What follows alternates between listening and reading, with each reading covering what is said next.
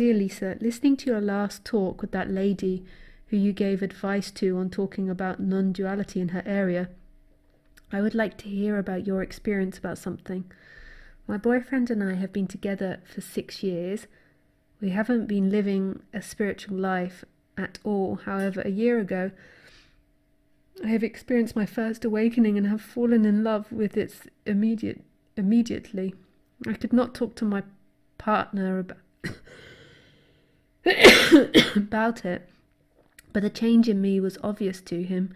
The love towards life, God, became greater than anything I could put into words, and when he asks me questions, I can't express it in words, and this makes him very uncomfortable, angry.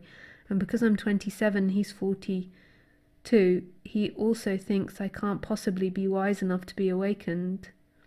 He just has a great ignorance in him, what is blocking the possibility of seeing the truth and love of life. I was wondering if you have anything to say about this.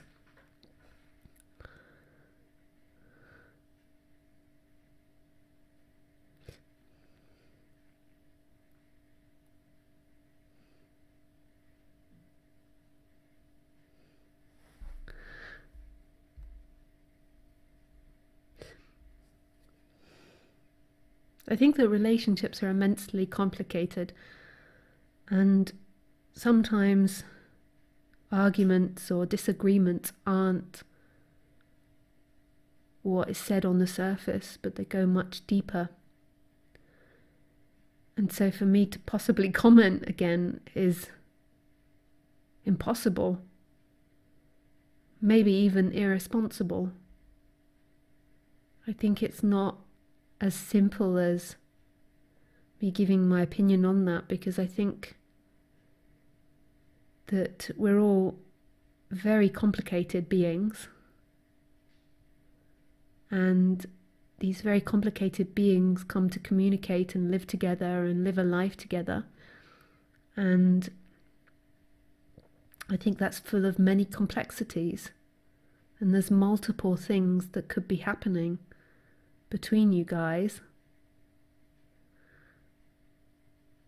and it would be impossible for me to have an accurate opinion on that.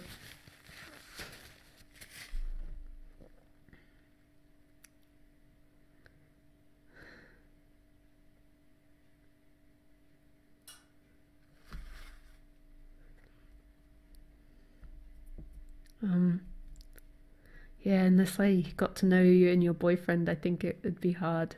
It's a nice idea though, like to write it out and to see if I could have any opinion. And the reason that I like, or I'm less likely, like obviously I have opinions that come up, and I could talk endlessly on these subjects of relationships. When you directly ask me about your own relationship,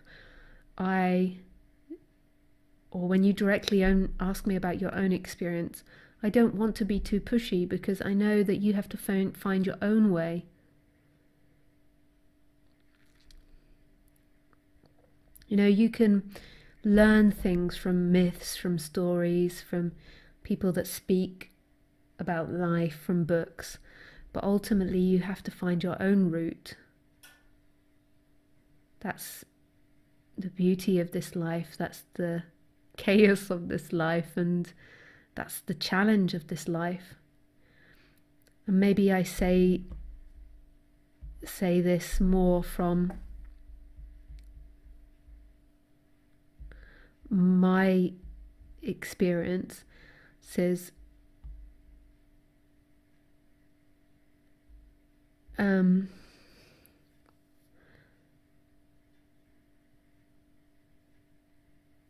but my experience was, when I was younger, even if I'd had awakenings, was to want to take other people's opinion of reality more than my own opinion of something, because I was never taught to trust my feelings and my opinions on something. I was taught to be told something and then take that on as a belief structure, rather than I wasn't taught to listen to an opinion, listen to what somebody says, and then to see how that made me feel, and then to use it or not use it.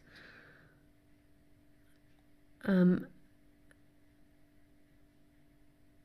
as I got older and wiser, and there's still something I do, it's like realizing that I have to, like always realizing that I have to come to my own opinions. So say it was my house now, I'm renovating my house. At the end of the day, I have to make the decisions about the wood or the walls. I listen to the builder, I listen to what people tell me.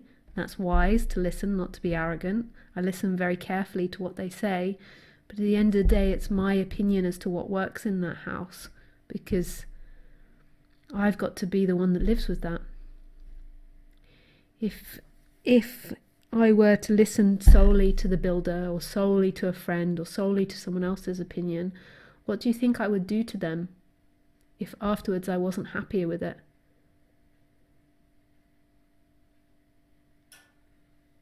I would blame them. This is how we end up with a society of victims, which I think that we do have a society of victims, and the victim mentality is a very dangerous mentality. It's almost like the separate self and the victim mentality are so close together.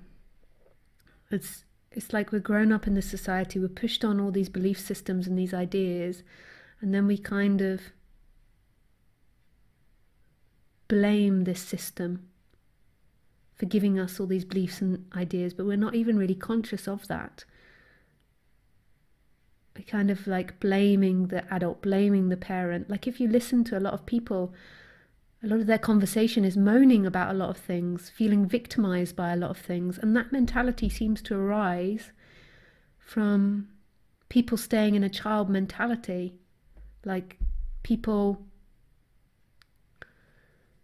taking on board what other people say, taking on board what other people feel, taking on board other people's ideas, and then when it doesn't go the way they feel it should go or the way they want it to go, they then blame those people. So say if you listen to somebody's idea about what they feel happened in a situation, if you don't follow what you feel happened, if you don't begin to learn more and more what your body feels, then your body will know it and you'll begrudge that person slightly. You'll build up a barrier, an energetic barrier to that person over time. You'll become more and more distant from that person. And it's not because that person did wrong, because more than likely that person isn't conscious of what they think and feel. But by believing their version of reality,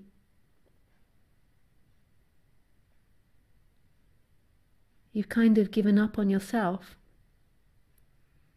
But it's scary to be that strong, right?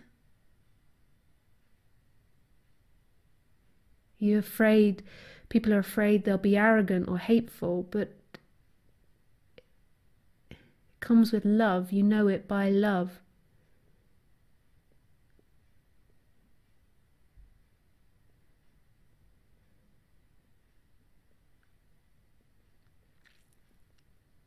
And you have to, on the human level, get to know yourself more and more.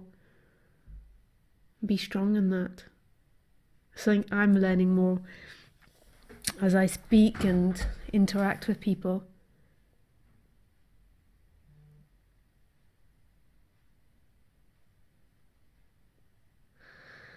So that's partly why I'm maybe careful when I get asked very personal questions, because the biggest advice I can give to you is to find your flow and bow down to that, because that is the divine. It's like the divine is moving our bodies, and then this separate energy fights that and tries to control life.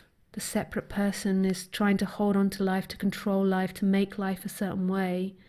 And as that separate person relaxes, then and as that separate person even disappears, then the body more and more goes back to its natural flow, its natural way of being. And that would be my teaching if I were to teach you anything.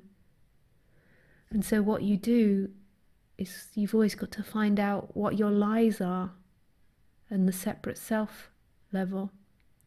Like what you're lying about, what you're trying to cover up, what you're trying to avoid, and see that for what it is. And come back to this rawness of being what you are. This invisibility. Like the child. You know how like the child is expressing itself so innocently. Might not always be nice expression. It might be angry, it might be sad, it might be happy, it might be joyful. But it's expressing itself innocently. It's not that it trusts itself, it just is itself. And you can't convince a baby that it's wrong or got a bad idea or shouldn't be upset. You can't convince Khaleesi of that either.